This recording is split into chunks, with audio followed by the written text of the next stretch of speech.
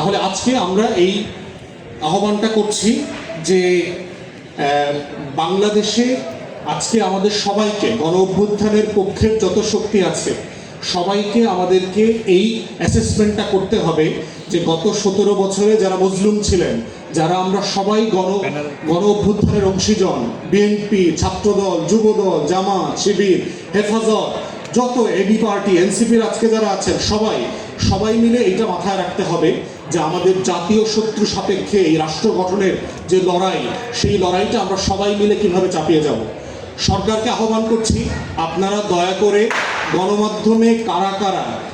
আওয়ামী ফ্যাসিবাদের দালালি করেছেন,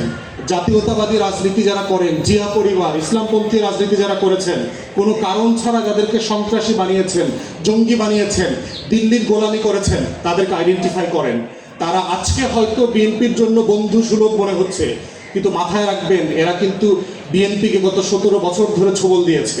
জিয়া পরিবারকে 17 বছর ধরে ছোবল দিয়েছে, 20 দাঁত চেপে দিয়েছে।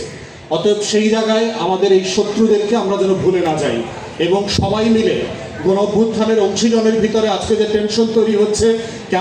ক্যাম্পাসের বাইরে বিভিন্ন জায়গায়, এটা কারো জন্য উপকারী হবে না। যারা বয়সে কম, তরুণ, তারা মনে রাখবেন 93, 94, 95, 96-তে কিন্তু একই ঘটনা ঘটেছে।